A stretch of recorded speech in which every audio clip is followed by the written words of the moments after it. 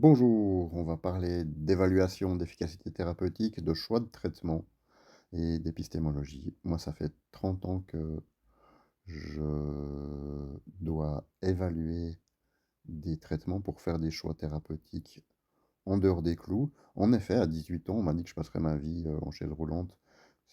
Et il y avait des guillemets derrière. Ce qu'on m'a pas dit derrière, évidemment, c'est que ça voulait dire si tu suis ce que la médecine officielle te dit, fermez les guillemets. Et j'ai eu la chance de rencontrer très tôt dans la carrière dans ma carrière de, de passion professionnelle, des gens qui m'ont euh, éduqué, enseigné à faire de l'évaluation d'efficacité thérapeutique, à me donner des outils. Je vous donne trois, quatre exemples d'abord qui montrent pourquoi c'est compliqué. Euh, Parce que si on se contente de juste regarder ce que dit la science, regarder ce que disent les études officielles, à plein de moments, on va faire des mauvais choix. Par exemple, mon médecin me donne de l'hormone thyroïdienne T3, toute seule.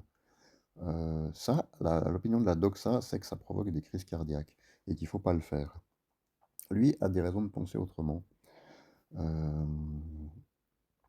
j'ai fait beaucoup de thérapie neurale, qui consiste dans des injections de procaïne. C'est une thérapeutique qui est reconnue, mais c'est une petite discipline qui est reconnue quand même par des centaines de médecins qui ont créé une discipline.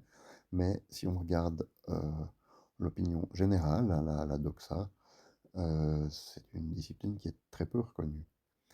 Et ça dépend des pays. En France, elle va être pas du tout reconnue. Euh,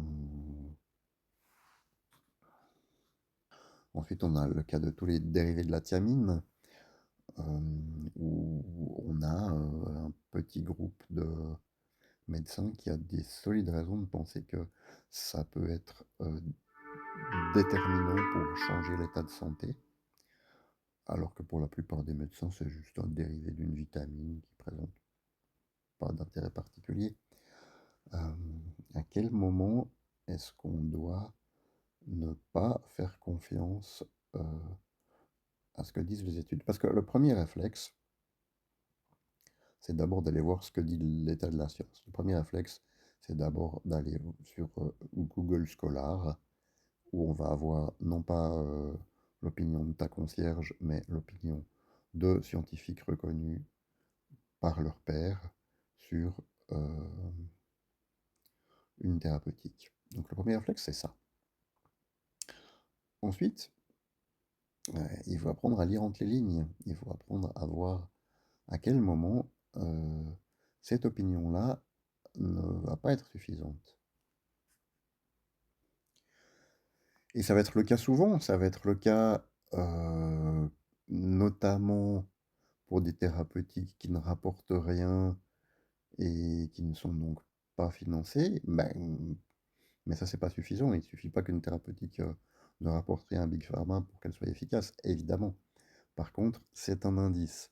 Quand on se dit, ah, telle thérapeutique, elle est dépréciée, encore un exemple, l'hydrotomie percutanée, qui consiste essentiellement dans l'injection sous-cutanée de litres d'eau de mer dans le système lymphatique. Ça, si tu regardes l'opinion de la science, ça te dit que c'est une pratique dangereuse et inutile, en gros. Euh, ça a été créé par un médecin français qui a dû un peu se cacher vu la situation de la France et qui a formé des centaines de thérapeutes à travers toute l'Europe parce qu'eux, ils croient.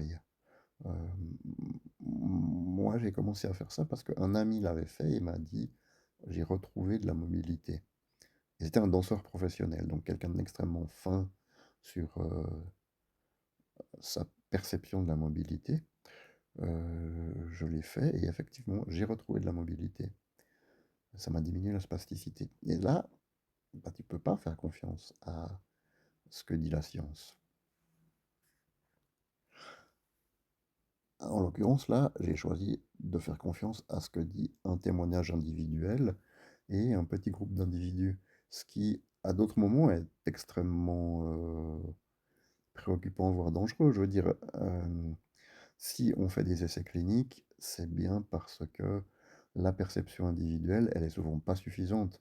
La science a été inventée pour arriver à mesurer des choses qu'on n'arrive pas à mesurer avec nos sens. Soit parce qu'ils sont trop fins, soit parce que c'est des choses trop petites ou trop grandes pour que nos sens puissent les percevoir correctement, soit parce que nos sens sont trompés par nos opinions, par des illusions, par des biais. Et donc, le fait même de faire des essais cliniques, c'est d'essayer de trouver des artifices mathématiques pour créer des conditions expérimentales où on va pouvoir objectivement répondre par oui ou par non, ou par quelque chose de plus nuancé que oui ou non, à la question est-ce que ce machin est efficace? Maintenant, le défaut des essais cliniques randomisés en double aveugle, c'est que c'est extrêmement lourd, extrêmement pesant comme procédure, et que ça coûte donc très cher, et que donc on va le financer uniquement si la société, en gros, ou Big Pharma, ou les universités, estiment que ça vaut la peine de financer, estiment que ça vaut la peine de mettre des mecs à bosser sur un sujet. Et c'est pas toujours le cas. Il y a plein de thérapeutiques où on va se dire non, non, mais on va pas commencer à faire de l'essai de l'essai clinique randomisé en double aveugle sur ce truc-là, par exemple sur l'hydrotomie percutanée. On va...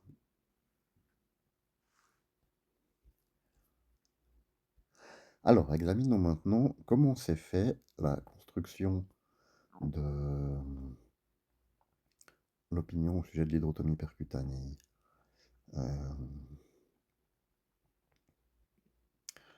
c'est en effet un très bon cas d'école. Attendez, je relis mes notes.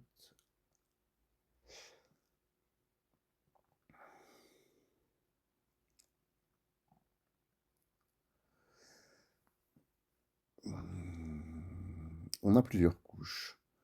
Des données cliniques quasi inexistantes, donc on n'a pas fait les essais cliniques, on n'a pas de données cliniques. On a des avis d'instances savantes, qui sont donc des opinions uniquement, c'est-à-dire quelque chose qui n'est pas basé sur de la connaissance, mais sur de l'opinion, à bien distinguer. Ça, c'est beaucoup euh, Étienne Klein, qui a incité à réfléchir soigneusement sur le fait que de différencier bien l'opinion du savoir. Donc, avis d'instances savantes, puis décisions disciplinaires et juridiques qui vont figer cette opinion comme une norme. Donc, il y a eu des décisions disciplinaires et juridiques en France, de la part de l'ordre des médecins, euh, pour interdire cette pratique-là. Le point de départ, une technique est promue par ses défenseurs comme une mésothérapie pour des traitements de douleurs chroniques, d'arthrose, d'hernie, etc. Euh, il y a des gens qui sont convaincus que c'est bien par la pratique. Les sites militants parlent de médecine régénérative loco-régionale et insistent sur des effets secondaires quasi inexistants, mais sans publier d'essais randomisés solides. Donc voilà, on a des avis des deux côtés, on a juste des avis. Parce que c'est trop compliqué de faire des vrais essais cliniques. On a donc à la base une revendication thérapeutique forte, un socle de preuves qui a uniquement des anecdotes, et une série de communications internes sur des sites associatifs. Ce truc-là génère des revenus, etc. Et génère des pratiques qui fait que la- les instances scientifiques vont prendre position. Académie, ministère, l'Académie nationale de médecine, dans un avis de 2021, conclut que l'hydrotomie percutanée n'était ni scientifiquement fondée, ni clairement évaluée. Effectivement, elle n'est pas clairement évaluée. Et que ses effets indésirables potentiels n'étaient pas documentés. Ça, c'est toujours facile à dire. Des deux côtés, hein. Le ministère de la Santé et les ordres professionnels reprennent ensuite cet avis pour affirmer que la technique ne repose pas sur des données acquises par la science. Mécaniquement, dès que l'Académie pose ce diagnostic, tout ce qui suit, juridique, disciplinaire, s'appuie dessus, comme sur un référentiel scientifique central. Et là, ça devient c'est traduit en normes déontologiques et en sanctions. L'ordre des médecins juge l'hydrotomie percutanée comme un procédé insuffisamment éprouvé, qui ne peut être proposé comme salutaire et sans danger. L'ordre des infirmières adopte la même ligne. Des infirmiers et des infirmières sont sanctionnés disciplinairement pour l'avoir pratiqué. Le Conseil d'État, saisi pour contester ces décisions, rejette les recours et entérine l'idée que l'arrêt de l'hydrotomie ne cause pas de conséquences difficilement réparables, puisqu'aucun bénéfice n'a été prouvé. Et on voit ici comment un avis scientifique devient très vite un standard juridique et déontologique sans aucune fondation. Ce n'est pas seulement non prouvé, mais ça devient à éviter. Euh, et ça devient une faute pour celui qui le pratique. Maintenant, s'il y avait un rôle des experts en épidémiologie,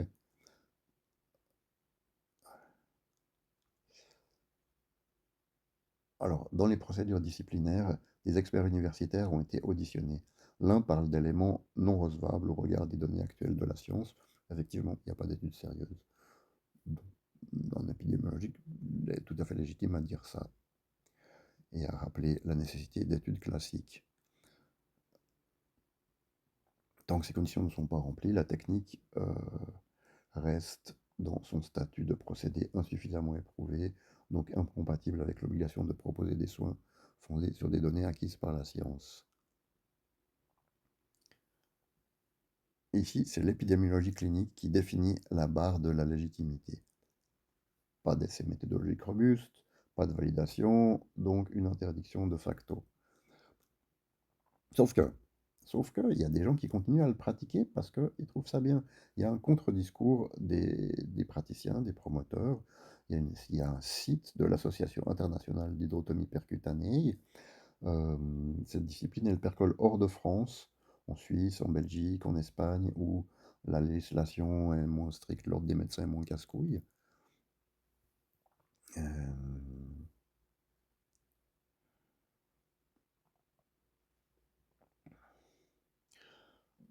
les sites de l'association affirment qu'il y a des nombreuses études scientifiques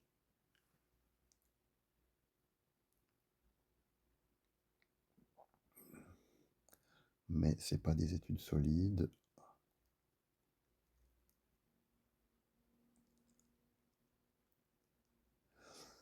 C'est donc une situation typique d'une pratique en tension avec la médecine académique. Les promoteurs agrègent des travaux périphériques pour construire une légitimité, tandis que les institutions regardent précisément où sont les essais de bonne qualité sur cette technique, avec ses protocoles, ses indications. Il n'y en a pas, effectivement. Donc il y a une construction de l'opinion négative de la science.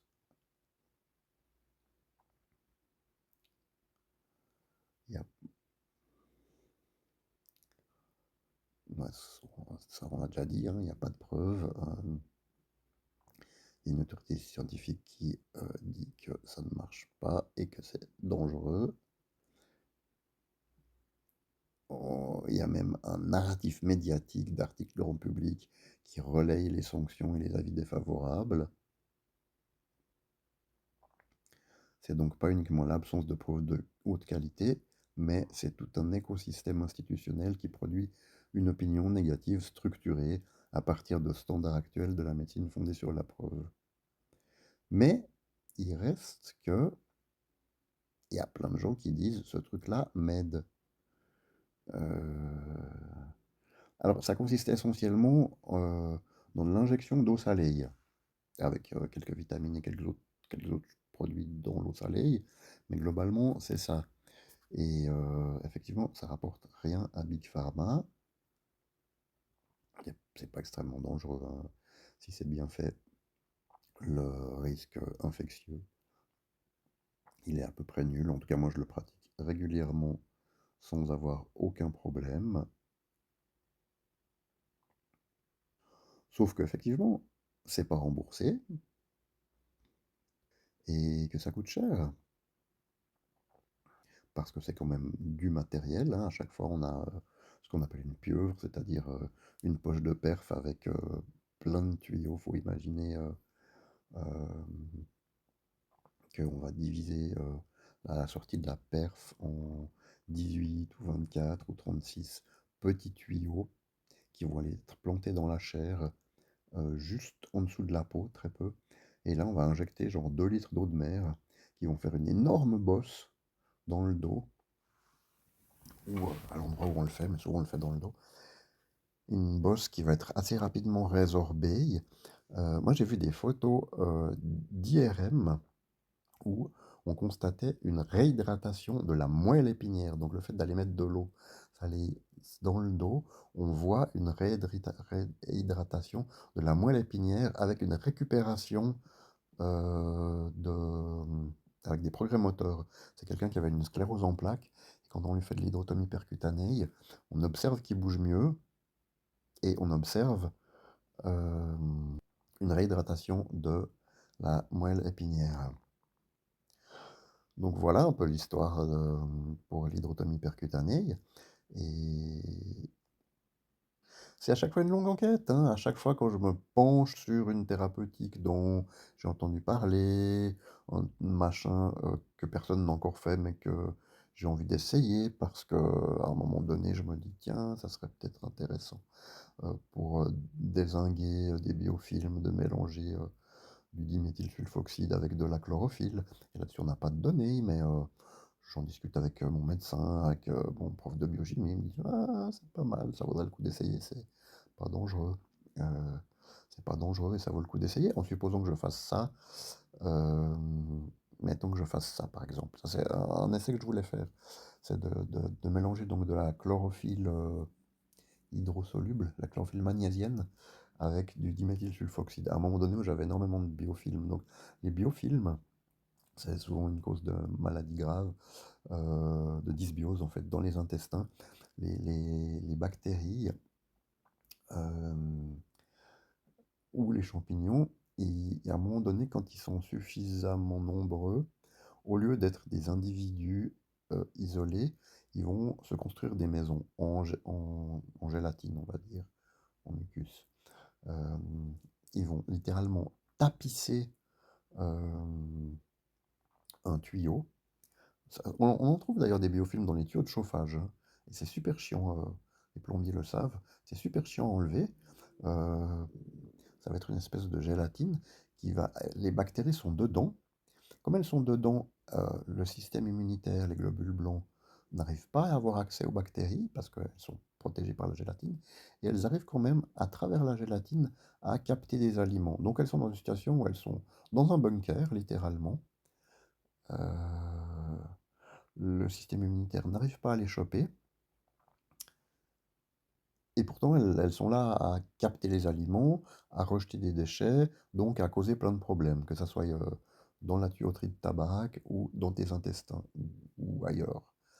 Euh, Ça, c'est un problème qui est connu, euh, mais pour lequel la science n'a pas toujours des bonnes réponses, voire n'a pas du tout de réponse dans certains cas. Donc mettons que moi je mets au point une solution dont l'expérimentation sur moi-même me satisfait. Euh, je vais éventuellement filer ça à deux ou trois copains qui ont le même genre de problème, ce qui me met dans une situation où je fais de l'exercice illégal de la médecine, au passage. Mais par contre, j'ai absolument pas les moyens de faire de l'évaluation sérieuse, parce que ça coûte hyper cher, parce que c'est très compliqué. Moi, ça m'est arrivé de créer un truc, un produit, d'aller discuter avec des pharmaciens, des vieux pharmaciens qui ont encore des labos, il y en a de moins en moins. Avant, les pharmaciens avaient des labos, ils créaient des remèdes. Euh, Maintenant, ça devient de plus en plus rare. il créait des remèdes, ça savait souvent qu'il créait des galéniques. C'est-à-dire qu'il prenait des molécules existantes, puis juste il transformait un peu la façon dont le corps allait l'absorber. Moi, c'est souvent ce que je fais. Ça m'est arrivé donc de créer un remède, pas de créer une molécule, de créer une nouvelle galénique, une nouvelle façon de faire absorber au corps une molécule archi connue et d'aller voir un pharmacien qui a un labo, de lui dire: «Écoute, moi j'ai des bons résultats avec ce truc-là. Ça serait intéressant d'essayer de le faire passer, hem, en pharmacie».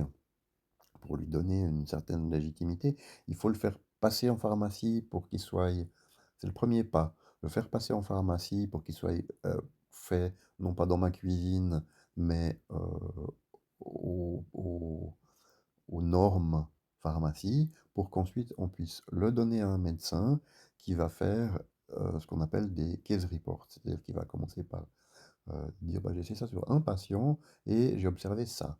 Ça, c'est une première étape de publication scientifique qui demande qui est pas trop lourde à faire. Même ça, j'y arrive pas. Même ça, hem, le pharmacien va me dire: «Écoute, ton truc, c'est probablement une bonne idée. Moi, je j'ai pas de problème à te croire quand tu me dis que ça marche, mais ça me fait trop de paperasse. J'ai pas envie, je fais assez de fric avec, les machins de Big Pharma, j'ai pas envie de m'emmerder à faire la paperasse pour ce nouveau petit projet, qui répond néanmoins, heu, à un problème pour lequel la science n'a pas de solution, mais un problème pour lequel la médecine n'a pas de solution pour quelques personnes, donc pas suffisamment pour se dire, «On va faire 10 millions sur ce truc-là». Surtout si je travaille avec une vieille molécule pour lequel il y a plus de brevets, depuis longtemps ou pire encore avec une plante. Hem, donc typiquement des machins qui vont demander énormément de travail, administratif, de travail juridique pour, rapporter très peu d'argent. Donc là, on voit comment, dans les pharmacies, dans les labos pharmaceutiques, dans ce processus-là, d'office, se construisent, des biais. Parce que certains trucs ne sont juste pas évalués. C'est marrant, hein? Il y a plein de choses qui sont absolument pas évaluées. Par exemple, moi j'ai des pratiques, rituelles où on va ne pas absorber de sel du tout pendant des semaines. On arrête de manger de la nourriture salée. C'est un truc simple, hein, ne pas manger de sel. On se dit: «La médecine a dû évaluer ça depuis très longtemps». Pas du tout. Quand tu demandes à la grande banque de données, médicale, qu'est-ce qui se passe quand on arrête de manger du sel? Il y a des réponses, contradictoires, confuses, qui montrent qu'en fait, il y a jamais eu aucun essai sérieux là-dessus. Alors, il y a plein de médecins qui te disent: «Ah, manger trop de sel, c'est dangereux, ça crée de l'hypertension, blablabla». C'est probablement vrai, hein, moi je remets pas ça en question. Le fait est que ne pas manger du tout de sel, ça ça n'a même pas été évalué.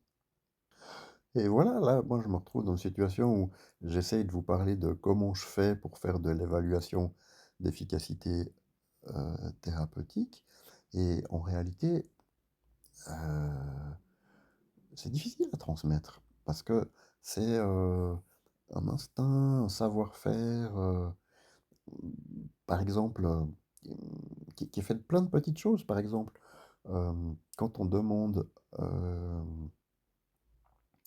de la littérature scientifique un, sur voilà, sur l'efficacité thérapeutique de tel ou tel machin. Mon prof va me dire: «Ah, mais fais attention à ça. Regarde, qui l'a publié? Est-ce que c'est un institut crédible? Quand est-ce que ça a été fait? Par qui est-ce que cet article est reconnu? Est-ce que c'est un courant de recherche, qui comporte, des centaines de praticiens qui se sont posés la question? Ou est-ce que c'est un seul mec?» Par exemple, Linus Pauling était en faveur de prendre des énormes doses de vitamine C. Lui, il se faisait des perfusions, intraveineuse de 20 grammes de vitamine C. Et il était absolument certain que c'était quelque chose qui allait rallonger la vie, fantastique. Il a vraiment été l'avocat. euh, et ce mec avait un prix Nobel. Et qui gagne, un prix Nobel, c'est de l'argent. Bref, il a été créé un institut Linus Pauling euh, pour évaluer et promouvoir les thérapies avec des grandes doses de vitamines. Pour la vitamine C, pour déterminer quelle était la dose correcte optimum de vitamine C, c'est tellement fin le résultat que la pile d'articles qu'il a fallu pour donner une réponse à cette question, euh, elle fait 15 km de haut, ouais, c'est 150 000 articles. Et au bout de 30 ans de recherche, on a dit, et c'est maintenant l'opinion officielle de l'Institut Linus Pauling, c'est de ne pas prendre plus que 500 mg, donc un demi-gramme, de vitamine C par jour.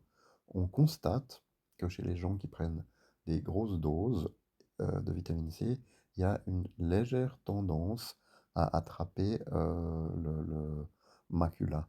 Macula, c'est une maladie des yeux où on devient petit à petit aveugle, où le champ visuel se rétrécit. Mais ça, il y a, c'est pas, c'est pas en mangeant 10 grammes de vitamine C par jour qu'on va forcément attraper le macula rapidement, la macula rapidement. Euh, simplement, euh, là-dessus, on a des données épidémiologiques massives. C'est un machin où tu peux avoir des évaluations sur... parce que beaucoup de monde prend de la vitamine C, ça fait beaucoup de temps qu'on se pose cette question, donc là-dessus, tu peux faire de l'évaluation clinique sur des centaines de milliers de personnes pendant 20, 30 ans. Et là, tu peux commencer à observer des choses. Par contre, quand tu es sur une thérapeutique totalement nouvelle, une plante nouvelle, une molécule nouvelle, euh, qu'il y a deux Pékins qui prennent depuis quelques mois, et ben, ah ben, c'est beaucoup plus compliqué. Euh, Là, moi, je travaille par exemple avec la salidroside. La salidroside, c'est un principe actif qui est sorti de la rhodiola et qui est produit par biotechnologie. La rhodiola, c'est une plante, c'est un adaptogène, c'est une plante très puissante pour la concentration, pour les gens qui ont des troubles émotionnels, etc. Mais c'est une plante qui n'a de principe actif que si elle pousse au-dessus de 2000 mètres. Il faut tuer la plante parce que les principes actifs sont dans la racine. Bref, c'est chiant à en faire massivement et il y a beaucoup de monde qui en veut. Donc, les petits malins se sont dit, ah, on va sortir un bout du génome de la rhodiola, on va le mettre dans une bactérie et on va faire produire à cette bactérie juste un principe actif. Alors que la rhodiola, on a plein des principes actifs. Et c'est comme ça qu'on commence à trouver de la salidroside isolée, en cristal, depuis pas longtemps, parce que ça vient d'être créé, cette histoire-là. Euh, c'est absolument fascinant, parce que la rhodiola sert à plein de choses. Donc cette salidroside, on a de bons indices de supposer que elle est très utile. Par exemple, c'est une molécule qui ressemble à ce qu'on trouve dans la feuille d'olivier et dans le vin rouge, un antioxydant connu pour prolonger la vie. C'est le tyrosol, qui est connu, qui est une des molécules phares de la médecine, de l'alimentation méditerranéenne. En gros, le tyrosol, c'est un machin dont l'alimentation méditerranéenne fournit des grandes quantités à cause de l'huile d'olive et du vin rouge. Et on suppose que le tyrosol est une des causes qui fait que les gens qui font l'alimentation méditerranéenne vivent plus longtemps. Or, la salidroside ressemble au tyrosol. C'est un sucre plus le tyrosol réunis en une seule molécule. Donc on a plein d'indices qui nous montrent que cette molécule a l'air extrêmement intéressante. Elle est extrêmement puissante aussi parce que c'est assez nouveau. D'habitude, on avait ça, on avait des fractions infinitésimales de ce machin-là dilué dans l'huile d'olive ou du vin rouge. Et puis là, d'un seul coup, bam, on l'a sous forme de cristal. Un peu comme un peu la différence entre une fleur de pavot et de l'héroïne. Donc qu'est-ce que ça va faire cette salidroside? Moi, je l'utilise en spray nasal. Je suis le premier à faire ça. C'est osé. Personne d'autre a fait ça avant moi. Je trouve ça extrêmement intéressant pour, euh, notamment quand on a manqué de sommeil, la récupération. La littérature scientifique confirme que ça aide à la récupération, mais c'est de la littérature, voilà, c'est de la littérature sur quelques dizaines ou quelques centaines de personnes. C'est des, c'est pas de l'évaluation solide. Et ça, d'apprendre à reconnaître la solidité d'un essai, d'une évaluation clinique, ça prend du temps aussi. D'avoir une évaluation, ça concerne combien de personnes, comment ça a été fait. Et moi, je dis pas que je sais bien le faire, j'ai quelques notions. Et il y a le cas de thérapeutiques qui n'ont absolument pas été évaluées par la science. Euh, Jamais. Il n'y a rien. Mais c'est pas une raison pour les rejeter complètement. Parce que voilà, ça vient peut-être c'est peut-être une médecine qui vient. Par exemple, j'étais me faire enterrer dans le sable chaud du Sahara. Ça, c'est un truc. Je ne sais pas s'il y a de l'évaluation clinique là-dessus, je n'ai même pas regardé. C'est une tradition depuis des siècles. Les gens qui ont des rhumatismes, des problèmes musculaires, au Maroc, ils vont en plein été, et en plein été, donc le sable est à 60 degrés à peu près, on vous enterre complètement dans le sable, sauf la tête, on vous met un petit parasol et on vous donne à boire, et le sable chaud va littéralement euh, sortir l'eau du corps. On se met à transpirer énormément et l'eau est absorbée par le sable. Donc c'est du sable qui est ultra sec, il est à 60 degrés depuis des mois, et il va littéralement sortir l'eau du corps. Et eux, ils le décrivent comme ça, ils disent, oui, ça sort le mauvais eau du corps, et c'est comme ça que ça enlève les rhumatismes, parce que les rhumatismes, c'est de l'humidité. Ça, c'est pas une description scientifique, c'est une description qui est tout à fait valable en médecine populaire. Euh, Moi, je l'ai fait. Et ça m'a littéralement sauvé. euh, Ça m'a vraiment aidé. J'avais des quadriceps qui étaient durs comme du caillou, qui étaient plus du tout fonctionnels. Et je suis sorti de là avec des quadriceps euh, beaucoup plus fonctionnels. Bon, bah là, en l'occurrence, j'ai juste fait confiance à des racontards, j'ai envie de dire. Rien de plus. Et ça fait 30 ans que je tâtonne. Il y a également l'inverse. Moi, j'ai refusé des thérapeutiques par instinct qui étaient, euh, par exemple, là, la médecine officielle voulait me mettre dans le ventre un machin qui fait un demi-kilo, qui injecte un produit dans dans le liquide céphalorachidien, donc dans la colonne. C'est une pompe à baclofène. C'était censé. Si j'écoute les neurologues, si j'écoute les médecins, euh, ils me disent c'est ça qu'il faut faire. On a de la littérature scientifique, c'est prouvé, ça marche, blabla. Moi, je vois ce machin, c'est hors de question que je fasse ça. Là, j'ai que mon instinct pour dire non, non, là, votre truc, je rentre pas dedans. Euh, j'ai que mon instinct. Il n'y a absolument rien dans la littérature scientifique qui va m'aider à dire, à expliquer pourquoi je refuse cette option thérapeutique. Mais si j'écoutais les paraplégiologues, ils m'auraient bousillé les sphincters, je devrais me sonder, donc mettre un petit tuyau dans ma bite 5 fois par jour pour me vider la vessie. Eux pensent que comme ça j'irai mieux. Ouais, moi j'ai pas voulu rentrer dans cette histoire. Euh, un jour, en aparté, un paraplégiologue m'a dit, ma foi, si vous arrivez à éviter ça et à vous en sortir autrement, tant mieux. Mais l'opinion du ponte de la discipline, c'est de dire, mais tes massages, tes trucs que tu fais pour aller mieux, c'est du pipeau. Ce qu'il faut, c'est se mettre une pompe à baclofène, foutre en l'air le sphincter.